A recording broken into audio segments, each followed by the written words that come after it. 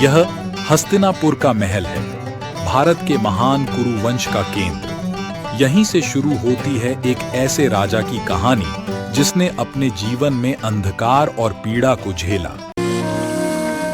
महाभारत में व्यास ने नियोग प्रथा के तहत विचित्रवीर्य की पत्नियों अंबिका और अंबालिका से संतानों की उत्पत्ति की।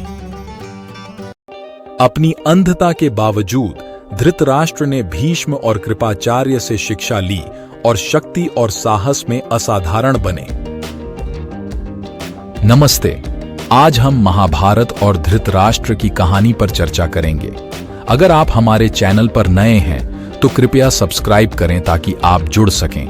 आइए शुरू करते हैं। धृतराष्ट्र महाभारत का एक महत्वपूर्ण पात्र है। यजुर्वेद की संहिता में धृतराष्ट्र विचित्रवीर्य नामक एक कुरु राजा का उल्लेख मिलता है, जो राजा सुदास का वंशज था। विचित्रवीर्य की मृत्यु के बाद हस्तिनापुर में उत्तराधिकार का संकट पैदा हो गया।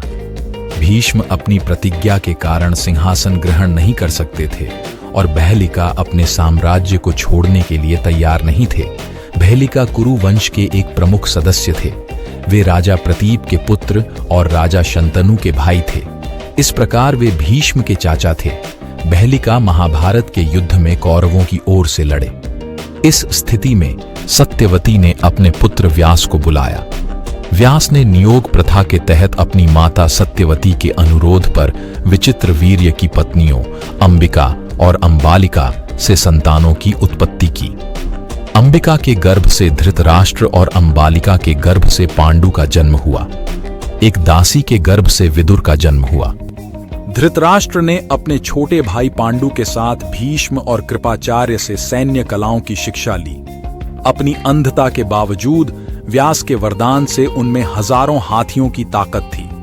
जन्म से अंधे होने के बावजूद धृतराष्ट्र बलशाली और बुद्धिमान थे। शिक्षा प्राप्त करके वे धनुर्विद्या और राज्य संचालन में पारंगत हो गए थे।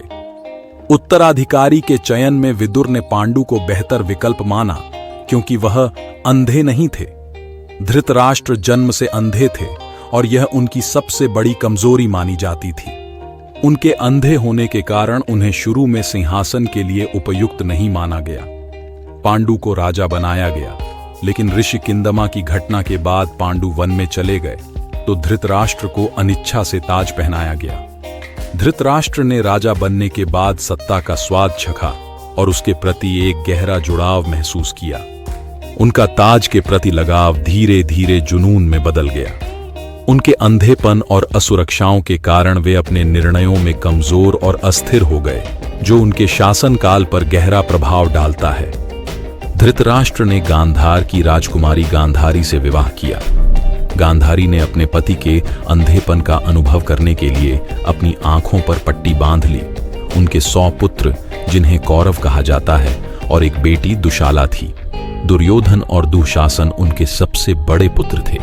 धृतराष्ट्र के एक दासी पुत्र भी था, जिसका नाम युयुत्सु है।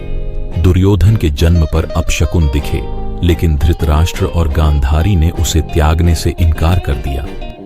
पांडु की मृत्यु के बाद कुंती और उनके पुत्र हस्तिनापुर लौट आए। पांडु के बड़े बेटे युधिष्ठिर का सिंहासन पर दावा मजबूत था, जिससे उत्तराधिकार का संकट उत्पन्न हुआ। धृतराष्ट्र ने अपने पुत्र दुर्योधन को प्राथमिकता दी, लेकिन ब्राह्मणों, विदुर और भीष्म के दबाव के बाद अनिच्छा से युधिष्ठिर को उत्तराधिकारी नामित किया। धृतराष्ट्र ने अपने बेटों को ही सिंहासन का अधिकारी माना और पांडवों के साथ अन्याय किया। अपने पुत्र दुर्योधन के प्रति गहरा प्रेम और पक्षपात सत्ता के प्रति उनके जुनून का एक प्रमुख कारण बना। उन्होंने कई बार दुर्योधन के गलत कामों को नजरअंदाज किया, जिसके परिणाम स्वरूप महाभारत का महान युद्ध हुआ। जब पता चलता है कि लाख के घर लाक्षागृह की घटना के बाद पांडव बच गए हैं, तो भीष्म की सलाह पर धृतराष्ट्र राज्य को 2 हिस्सों में बांट देते हैं, हस्तिनापुर दुर्योधन को और खांडवप्रस्थ युधिष्ठिर को। शकुनी, जो पासों का विशेषज्ञ, ने दुर्योधन के साथ मिलकर पांडवों को जुआ खेलने के लिए आमंत्रित किया। पांडवों ने अपना राज्य, धन और प्रतिष्ठा खो दी और 13 वर्षों के लिए निर्वासित हो गए। जुए के दौरान द्रौपदी का चीरहरण हुआ। विकर्ण और विदुर ने दुर्योधन के कृत्यों पर आपत्ति जताई, लेकिन धृतराष्ट्र ने अपने दायित्वों के बावजूद मौन साधे रखा।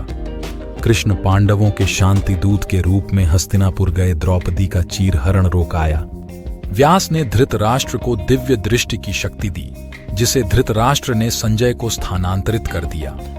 संजय ने कर्तव्य निष्ठा से युद्ध का वर्णन किया। भगवान कृष्ण द्वारा अर्जुन को विश्व रूप दिखाने पर धृतराष्ट्र को दिव्य दृष्टि न होने का पछतावा हुआ। युद्ध के परिणामों ने धृतराष्ट्र को तबाह कर दिया।